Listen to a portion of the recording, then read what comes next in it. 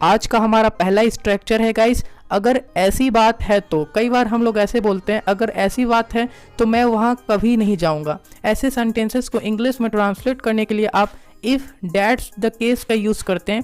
कैसे करना है, एग्जाम्पल देखिए। मुझे पता नहीं था इसके बारे में, अगर ऐसी बात है तो मैं वहाँ नहीं जाऊँगा। आप इंग्लिश में बना सकते हैं, I don't know about it, if that's the case I will not go there. I didn't know about it, if that's the case I will not go there। एक और एग्जाम्पल देखिए गाइस, अगर ऐसी बात है तो तुम जा सकते हो, मैं तुम्हें मना नहीं करूँगा।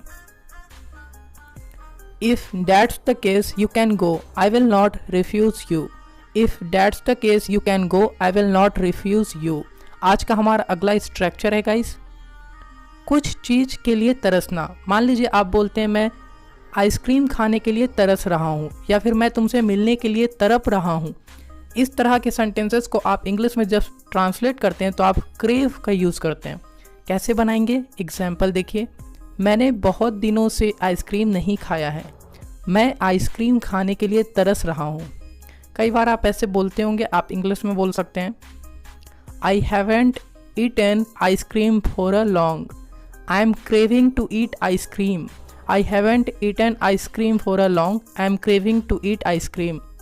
एक और एग्जाम्पल देखिए गाइस, मैं तुम्हें देखने के लिए तड़प रहा था।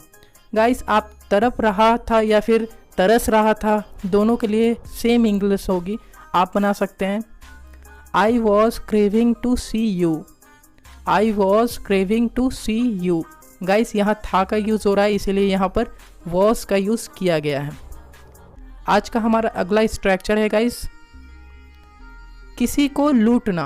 कई बार हम लोग ऐसे बोलते हैं, सब्जी वाला आपको लूट रहा था या फिर दुकानदार आपको लूट रहा था। तो ऐसे सेंटेंसेस को इंग्लिश में ट्रांसलेट करने के लिए आप रिप ऑफ का यूज़ करते हैं। कैसे करेंगे, एग्जाम्पल के थ्रू समझते हैं। सब्जी बेचने वाला आपको लूट रहा था, मैंने आपको इशारा भी किया पर आप समझे नहीं। The vegetable seller was ripping you off, even I gestured you, but you didn't understand।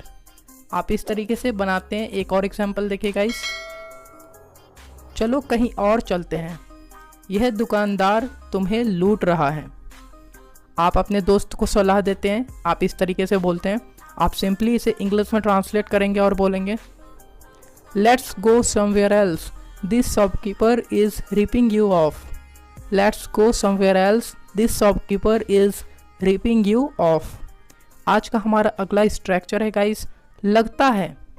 कई बार आप ऐसे बोलते हैं, लगता है तुम्हें खाना पसंद नहीं आया। ऐसे सेंटेंसेस को इंग्लिश में जब आप ट्रांसलेट करेंगे तो आप सीम्स एज का यूज़ करेंगे। कैसे करेंगे, एग्जाम्पल देखिए। लगता है आपको खाना अच्छा नहीं लगा, इसीलिए आपने पूरा नहीं खाया। आप इंग्लिश में बोल सकते हैं, seems as you didn't like the food, that's why you didn't finish your meal। seems as you didn't like the food, that's why you didn't finish your meal।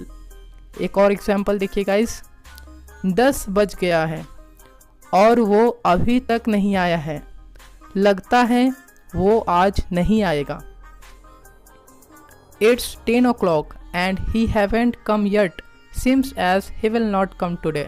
It's 10 o'clock and he haven't come yet, seems as he will not come today। आज का हमारा अगला structure है guys, तो क्या हुआ अगर।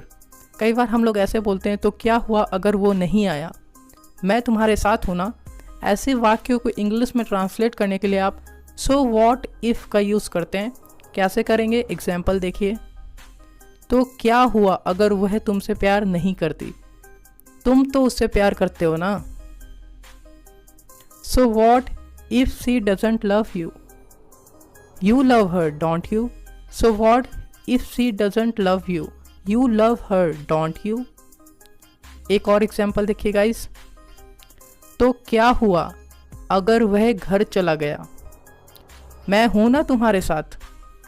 आप सिंपली इंग्लिश में बोल सकते हैं,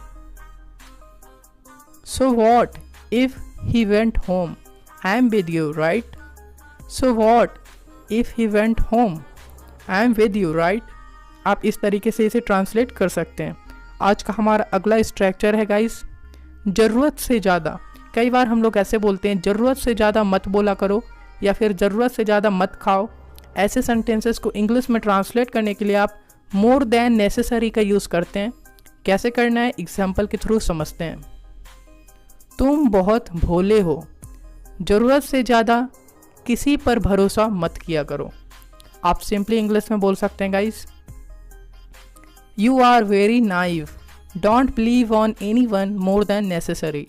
you are very naive, don't believe on any one more than necessary. एक और एग्जाम्पल देखिए गाइस, तुम बहुत ज़्यादा बोलते हो, ज़रूरत से ज़्यादा मत बोला करो। आप किसी को डांट रहे हैं, आप इंग्लिश में बोल सकते हैं इसको, you speak too much, don't speak more than necessary.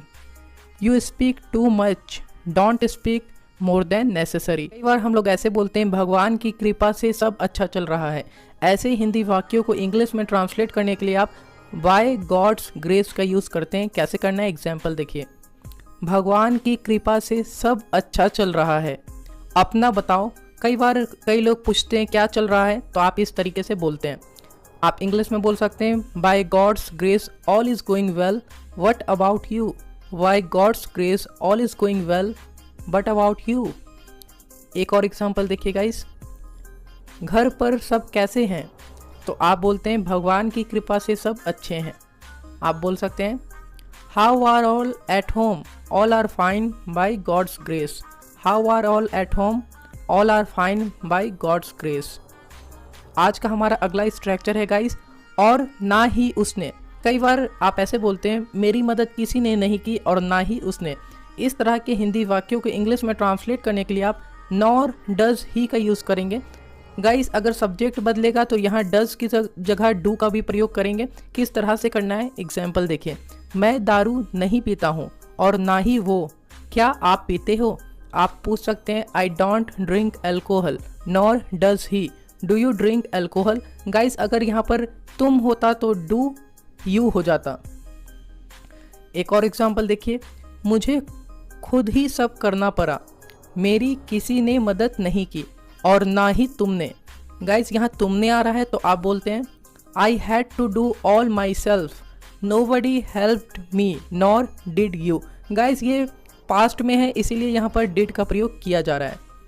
आप इस तरीके से बना सकते हैं। आज का हमारा अगला स्ट्रक्चर है कसम से। कई बार आप सेंटेंसेस बोलते हैं तो कसम से ऐड करते हैं, जैसे कि कसम से मुझे बिल्कुल याद नहीं था। इस तरह के हिंदी वाक्यों के इंग्लिश में ट्रांसलेट करने के लिए आप बाय जॉब का यूज़ करते हैं। किस प्रकार से करना है एग्जाम्पल देखिए, कसम से मुझे यह बिल्कुल याद नहीं था, नहीं तो मैं तुम्हें बता देता। आप बना सकते हैं by job I didn't remember this at all or else I would have told you. Why job I didn't remember this at all or else I would have told you. एक और एग्जाम्पल देखिए guys, कसम से मैंने उससे कुछ नहीं कहा, पता नहीं उसे कैसे पता चला। गाइस आप डे टू डे लाइफ में इस तरीके से बोलते होंगे। आप इंग्लिश में बोल सकते हैं by job I didn't say anything to him, don't know how he came to know. Why job I didn't say anything to him, don't know how he came to know. आज का हमारा अगला structure है guys बेहतर होगा। कई बार हम लोग ऐसे बोलते हैं बेहतर होगा कि आप यहाँ से चले जाएं। ऐसे सेंटेंसेस को इंग्लिश में ट्रांसलेट करने के लिए आप इट विल बी बेटर का यूज़ करते हैं।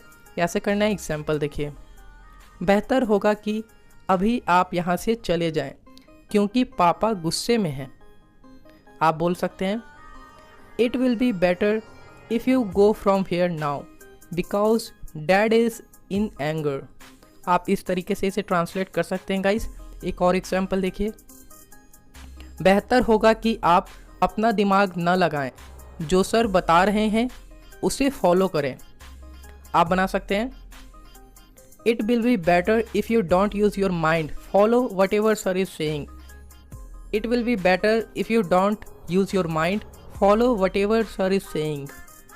आज का हमारा अगला स्ट्रक्चर है गाइस हमेशा की तरह।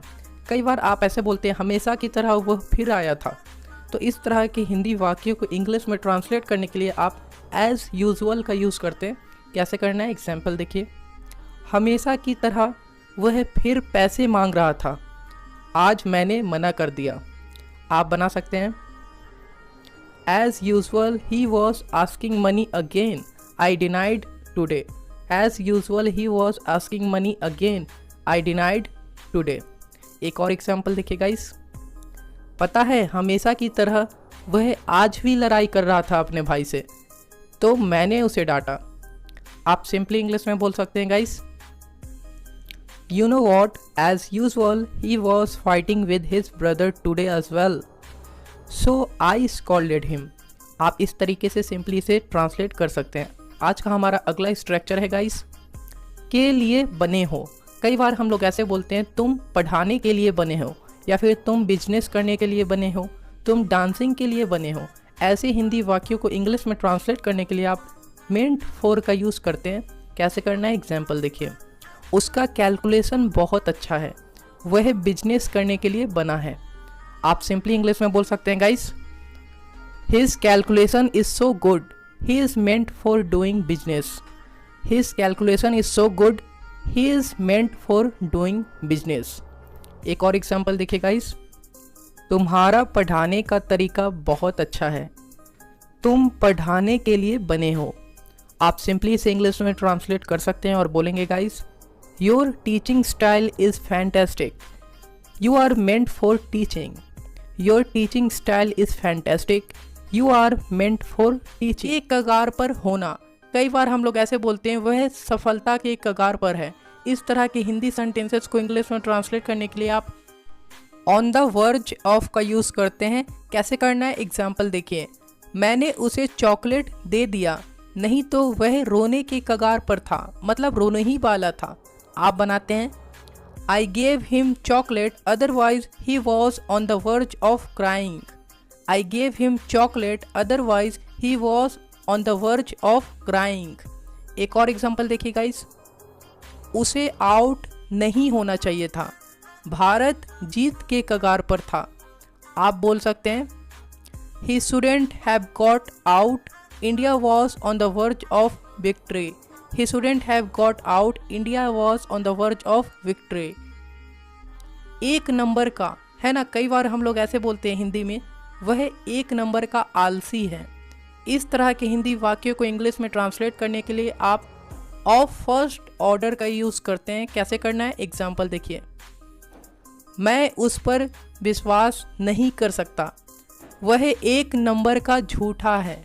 आप डे टू डे लाइफ में ऐसे काफ़ी बार बोलते होंगे, आप इंग्लिश में बोल सकते हैं, I can't trust him, he is a liar of first order. I can't trust him, he is a liar of first order.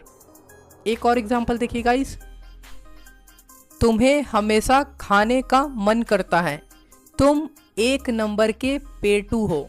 कई बार आप ऐसे बोलते हैं अपने भाइयों को या फिर अपने दोस्तों को। आप इंग्लिश में बोल सकते हैं, you always feel like eating, you are a glutton of first order. You always feel like eating, you are a glutton of first order. आप इस तरह से बोल सकते हैं। आज का हमारा अगला स्ट्रक्चर है गाइस, दिन रात एक करना, मतलब कड़ी मेहनत करना। कई बार हम लोग ऐसे बोलते हैं, वह सफलता प्राप्त करने के लिए दिन रात एक कर रहा है। इस तरह के हिंदी वाक्यों को इंग्लिश में ट्रांसलेट करने के लिए आप ब्रेक वंस नेक टू का इस्तेमाल करते हैं। कैसे करना है एग्जाम्पल देखिए, उसे स्कूल की फीस जमा करना है, वह पैसा कमाने के लिए दिन रात एक कर रहा है। आप इंग्लिश में बना सकते हैं, he has to submit school fees, he is breaking his neck to earn money. He has to submit school fees, he is breaking his neck to earn money. वह डांसर बनना चाहती है, वह डांस सीखने के लिए दिन रात एक कर रही है। कई बार आप डे टू डे लाइफ में इस तरह से हिंदी वाक्य बोलते हैं। आप इंग्लिश में बोल सकते हैं, she wants to be a dancer, she is breaking her neck to learn dancing. She wants to be a dancer, she is breaking her neck to learn dancing. आज का हमारा अगला स्ट्रक्चर है गाइस, मन नहीं भर सकता। कई बार हम लोग ऐसे बोलते हैं कि मुझे समोसा बहुत पसंद है, मैं कितना भी खा लूँ मेरा मन नहीं भर सकता। आप इस तरह के हिंदी वाक्यों को इंग्लिश में ट्रांसलेट करने के लिए आप कांट गेट इनफ ऑफ का यूज़ करते हैं। कैसे करना है एग्जाम्पल देखिए, मुझे बिरयानी बहुत पसंद है, मैं कितना भी खा लूँ मेरा बिरयानी से मन नहीं भर सकता। I love biryani, no matter how much I eat, I can't get enough of biryani. आप इस तरह से इंग्लिश में ट्रांसलेट कर सकते हैं। एक और एग्जांपल देखिए गाइस, मैं तुमसे कितना भी बात कर लूँ मेरा तुमसे मन नहीं भर सकता। आप सिंपली इंग्लिश में ट्रांसलेट कर सकते हैं और बोलेंगे no matter how much I talk to you, I can't get enough of you. No matter how much I talk to you, I can't get enough of you. आज का हमारा अगला स्ट्रक्चर है गाइस, कोई हक नहीं है। कई बार हम लोग ऐसे हिंदी में बोलते हैं तुम्हें उसे डांटने का कोई हक नहीं है। इस तरह के हिंदी वाक्यों को इंग्लिश में ट्रांसलेट करने के लिए आप हैव नो राइट्स का यूज़ करते हैं। कैसे करना है, एग्जाम्पल देखिए, वह होता कौन है डांटने वाला, उसे कोई हक नहीं है डांटने का। आप बना सकते हैं इंग्लिश में, who the hell he is to scold, he has no rights to scold. Who the hell he is to scold, he has no rights to scold. एक और एग्जाम्पल देखिए गाइस, वह तुम्हारी क्या लगती है, उस पर तुम्हारा कोई हक नहीं है। कई बार आप डे टू डे लाइफ में ऐसे बोलते होंगे, आप इंग्लिश में बना सकते हैं, what is she to you, you have no rights on her. What is she to you, you have no rights on her. आप इस तरीके से इंग्लिश में ट्रांसलेट कर सकते हैं। आज का हमारा अगला स्ट्रक्चर है गाइस, यह डैश पर है। कई बार हम लोग ऐसे बोलते हैं यह उस पर है, चाहे वो जाए या ना जाए, है ना। इस तरह के हिंदी वाक्यों को इंग्लिश में ट्रांसलेट करने के लिए आप इट्स अप टू का इस्तेमाल करते हैं। कैसे करना है, एग्जाम्पल देखिए, यह तुम पर है, चाहे तुम पसंद करो या ना करो, पर मुझे बहुत पसंद है। आप इंग्लिश में बनाते हैं, it's up to you whether you like or not, but I like it very much. It's up to you whether you like it or not, but I like it very much. एक और example देखिए guys, यह मेरे पापा पर है, अगर वह इजाज़त देंगे तो मैं आ सकता हूँ। आप बना सकते हैं इंग्लिश में, it's up to my dad, if he allows me then I can come. It's up to my dad, if he allows me then I can come. आप इस तरीके से इसे इंग्लिश में ट्रांसलेट कर सकते हैं गाइस। आई होप गाइस आज की वीडियो लेक्चर आप लोगों के लिए काफ़ी ज़्यादा यूजफुल रही होगी, तो वीडियो को लाइक शेयर सब्सक्राइब जरूर करिएगा। आप हमें कमेंट बॉक्स में बताएं कि आज की वीडियो लेक्चर आप लोगों को कैसी लगी। So thank you so much guys for watching this video till then, take care and good luck.